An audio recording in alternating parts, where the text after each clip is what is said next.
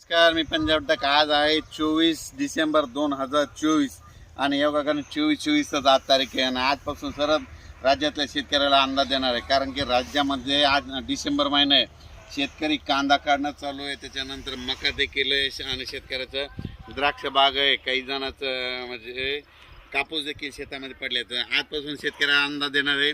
आज 24 आणि 25 दरम्यान राज्यामध्ये फक्त म्हणजे नगर जिल्हा झालं, संभाजीनगर झालं, जळगाव जिल्हा, बुलढाणा जिल्ह्यात मध्यरात्री 1-2च्या सुमारास थोडाफार पाऊस येणार, रिमझिम अंदाज लक्षात येतात.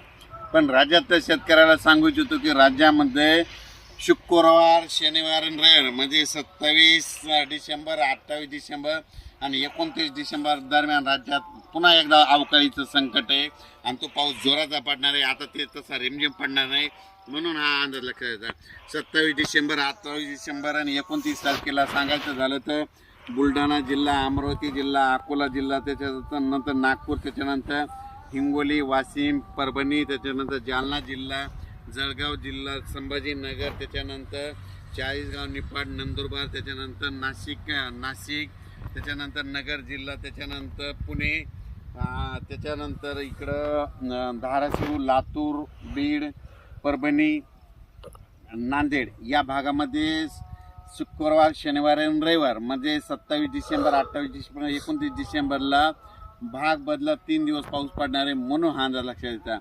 पण सांगायचं झालं तर ते पाऊस म्हणजे याच्यापैकी बीड जिल्ह्यामध्ये बीड ते गेवराईच्या दरम्यान जरा जास्त पडणार आहे, म्हणून हा अंदाज लक्षात येतात. जळगाव जिल्ह्याकडे एक थोडा जास्त असणार आहे, म्हणून अंदाज लक्षात येतात. कन्नडकडे एक जास्त राहणार आहे, त्याच्यानंतर सिंदखेड राजा, बुलढाणा जिल्ह्याकडे जास्त राहणार आहे, म्हणून हा अंदाज लक्षात यायचा. संभाजीनगरकडे देखील राहणार आहे, म्हणून हे लक्षात घ्यायचं.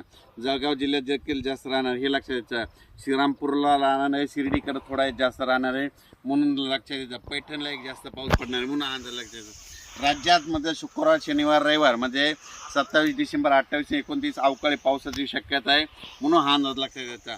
अचानक वातावरणात बदल झाला तर लगेच एक मेसेज द्यायला जाईल.